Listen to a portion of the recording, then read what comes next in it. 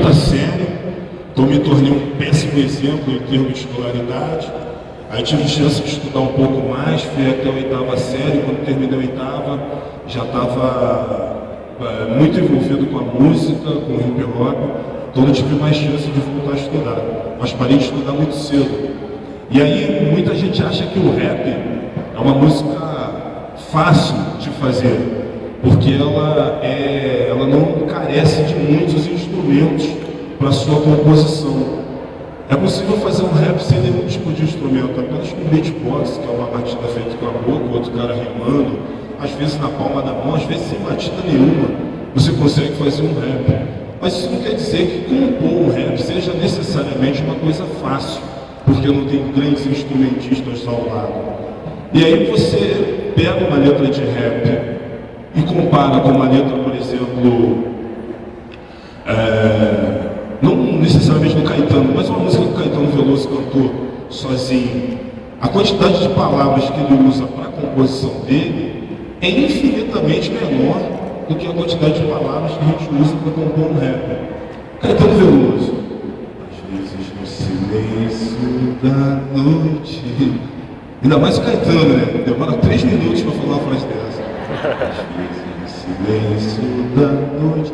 Agora no rap, uma frase como essa, às vezes no silêncio da noite eu fico imaginando nós duas coisas sérias que eu tenho que falar agora e não dá para falar para depois. Se liga então que eu vou falar coisa de família, mandando rap na moral aqui em Brasília.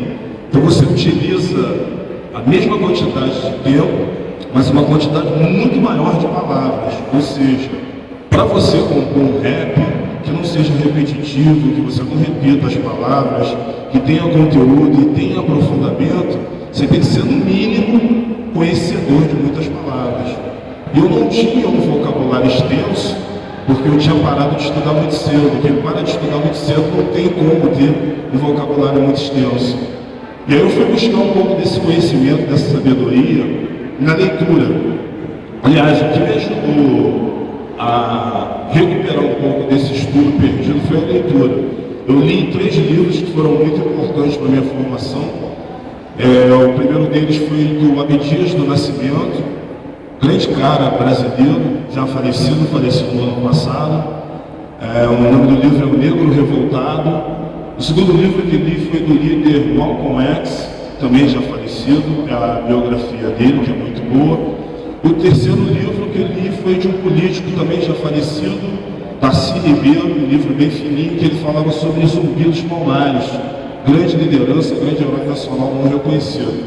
Esses livros eles foram importantes para a minha vida porque eles não mostraram que eu poderia ter ali um vocabulário mais extenso somente. Esses livros eles me mostraram que eu poderia ser uma regra, aliás, uma exceção dentro de uma regra que não me favorecia. E ser uma exceção dentro dessa regra foi me envolver com o hip hop, encontrar dentro da cultura hip hop uma forma de esbravejar, de falar contra aquilo que me causava indignação. E nesse momento eu compus uma música chamada Soldado do Morro, que é a narrativa de um jovem em cima de uma laje, um jovem do tráfico de drogas em cima de uma laje, falando das mazelas do dia a dia, da sua vontade, do seu desejo de viver de uma forma diferente. E aí eu fui fazer um videoclipe dessa música nas favelas do Rio de Janeiro e de mais 2 cidades do Sudeste. O fato de eu ser o Bill, quando eu chegava nos lugares, as pessoas não queriam nem saber direito o que eu estava fazendo. Bill, pode filmar o que você quiser, fica à vontade. Eu não aceitava filmar de imediato, porque eu não queria reproduzir um formato que eu discordo, né? Que é de ir nesses lugares onde as pessoas têm menos cultura, menos conhecimento, filmar a vida daquelas pessoas, documentar de alguma maneira.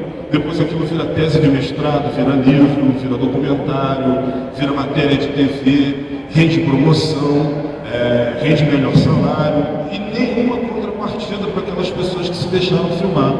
Então o nosso processo ele era cansativo, mas ele também me fazia ficar um pouco mais tranquilo na hora de chegar em casa. Era da gente perder às vezes 2, 3 horas, se fosse necessário, para explicar o que a gente estava fazendo, até onde aquilo poderia chegar e de que maneira aquilo poderia chegar até a mídia.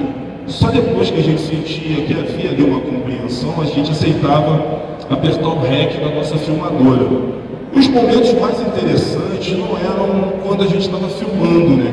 Porque filmagem para a câmera, para o Bill, não era apontar as armas para a câmera, fazer cara de mal, representar para o Bill. E aí os momentos mais legais, assim, mais interessantes, eram quando davam os intervalos. Dava um intervalo na gravação, as câmeras eram desligadas, as luzes se apagavam, as pistolas eram colocadas em cima das mesas, o fuzil encostado na parede, as drogas saíam de cena e a gente começava a falar de vida, sonho, futuro, amor, futebol, praia, hip hop, samba, funk, filhos, mãe. E parecia que a máscara de monstro daquele jovem caía. E ele se transformava no ser humano como qualquer um de nós que está aqui nessa sala, aqui, nessa noite maravilhosa. Eu entendi que o meu clipe era importante, minha música era importante, mas nada ia ser tão eficaz quanto o depoimento daquele jovem, que não ia aparecer no meu videoclipe, nem no meu depoimento, muito menos na minha música.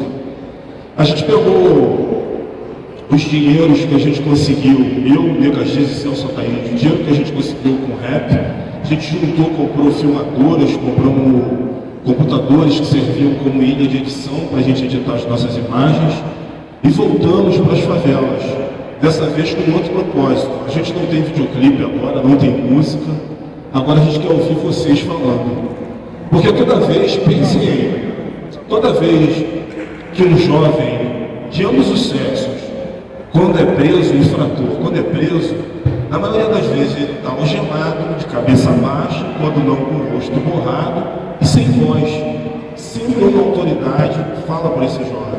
Eu não tenho nada contra as autoridades, os sociólogos, antropólogos, mas acho que a voz desse jovem é importante a gente ouvir. Não pelo banditismo, não pela apologia do tráfico de drogas, mas é que na voz desses jovens pode estar ali um alento muito importante, de que não devemos mais atacar nas consequências, mas nos atentarmos para as causas. Lá no início de tudo, na antecipação, o nosso documentário era justamente nesse foco. Visitamos várias favelas do Brasil, conversamos com mais de 100 jovens e separamos 17 para servir de fio condutor. No espaço curto de 2 anos, viajando e conversando com esses jovens, 16 dos 17 faleceram. Apenas um ficou vivo. Esse um só sobreviveu, ironicamente, por conta do cárcere. O fato dele estar preso foi o que fez com que a vida dele fosse poupada. Ele passou a ser também o nosso símbolo de vida, né? Já que ele foi muito sobrevivente. Esses jovens, apesar da diversidade, eles mantinham uma capacidade de sonhar que, ao mesmo tempo que me impressionava, também jogavam eles também dentro de um caminho que é comum de jovens que vivem dentro dessa realidade, têm sonhos de ser jogador de futebol, sonho de ser cantor, sonho de ser, sei lá, velocista, no máximo, para por aí. E esse jovem sobrevivente, ele tinha um sonho que era muito inusitado, ele tinha um sonho de ser palhaço. E para quem é de periferia, conhece um pouquinho, tem um pouquinho de contato, até fora dela mesmo, palhaço não é somente uma profissão, palhaço é também um xingamento. É um jovem do tráfico de drogas que estava com um fuzil 762, que é mais ou menos um fuzil dessa altura, que é maior do que muitos jovens de 13, de 12, 14 anos. Um fuzil desse tamanho na mão, que tem um alto poder de destruição e de perfuração de parede, que provavelmente já fez muitas famílias chorarem. Está ali dizendo que tem o sonho de ser palhaço. O sonho de ser palhaço poderia ter feito com que ele fizesse muitas outras famílias sorrissem. Isso me levou a uma grande reflexão e a um cuidado maior com esse jovem sobrevivente. Porém, ele já tinha se envolvido com a cocaína, e a cocaína é um tipo de droga que dificilmente dá liberdade para o viciado se recuperar e ter uma vida normal, e ele teve uma recaída e não conseguiu aproveitar todas as oportunidades que apareceram para ele. Hoje esse jovem está fazendo um tratamento no Rio de Janeiro, conseguiu ganhar uma casa que foi doada pela CUFA e pelo Circo do Beto Carreiro, que foi quem se prontificou a querer ajudá-lo de alguma maneira, e hoje ele volta aos pouquinhos a trabalhar nas nossas bases, mas ainda em observação e em fase de recuperação. O que aconteceu com ele não nos fez desanimar. mas a gente ficou mais preocupado com o nosso foco etário. Tirar jovem do tráfico é muito mais difícil. Trabalhar aquele que nem ainda sonhou com o tráfico de drogas é muito mais fácil, ou menos difícil. Então esse passou a ser o nosso foco. A gente não fecha as nossas portas, mas o nosso foco foi para aquele que ainda nem passou pelo crime. Paralelo a ter essa construção artística, militante, diante dessas questões de criminalidade, a gente criou a CUFA, que é a Central Única das Favelas, que é a nossa forma, a forma que a gente encontrou de dar uma contrapartida para essa coisa que a gente explorou tanto para o bem e para o mal. A gente trouxe a discussão à tona, mas a gente queria levar alguma coisa de volta. A CUFA ela começou dentro da Cidade de Deus, de forma despretensiosa, visando profissionalizar os jovens de alguma forma. Não somente com aquilo que a gente já conhece, que já é habitual ter para a gente na periferia. Normalmente, às vezes, até com boa vontade, mas na maioria das vezes, quando querem levar algum tipo de curso profissionalizante para a periferia, é curso de manicure, pedicure, de mecânico, de cabeleireiro, de cozinheiro, que são profissões que são dignas. Só que tem muita gente lá dentro que quer ser advogado, quer ser médico, quer ser juiz, desembargador, jornalista, repórter. E isso precisa de outro tipo de profissionalização, de qualificação. A gente, enquanto CUFA, nós não somos uma universidade que vamos levar isso para esses lugares. Mas a gente preferiu levar alguns cursos que são diferentes, né? Um dos cursos que eu mais me amarro em dizer é o curso de audiovisual. É um curso que ensina jovens da periferia a manusear câmeras como essa que está aqui na mão desse meu parceiro aqui na minha esquerda, que faz com que o jovem que sempre foi retratado como um rato de laboratório possa contar sua própria história a partir do instrumento daquele. Ele contando a sua própria história, dificilmente ele vai virar coadjuvante dela. Ele contando a sua própria história, dificilmente ele vai se pintar de uma forma feia ou de uma forma diferente. E o mais legal é que as primeiras turmas no nosso curso de audiovisual, todos de favela. E quando eles têm o poder de se autorretratar, nenhum deles se retrata de forma violenta. Uns faziam filme sobre minhoca, outros fez filme sobre flores, outros fez filme sobre a professora, mas nenhum deles fez filme sobre violência, porque eles não conseguem se enxergar com tanta facilidade assim dentro desse quadro de violência. Então fazer um curso como esse, além de levar a oportunidade de conhecer um mundo novo, a gente também, enquanto militante, também vai aprendendo. E aí o mais legal é que a CUFA, ela não é uma instituição que é revanchista, que se fecha no seu mundo, nós vamos guerrear, vamos bater em todo mundo, não. A gente tem os nossos conceitos, tem as coisas que a gente pensa, que a gente almeja, mas a gente tem abertura para o mundo externo também. E aí, como a gente não entende nada de...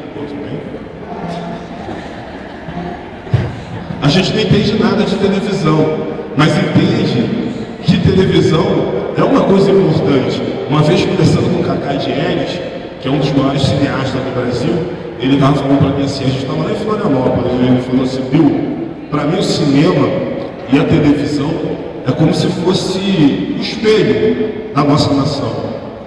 Aí eu falei para ele, Cacá, só que esse é o espelho que a gente não vê o nosso reflexo faz anos, cara. Faz tempo.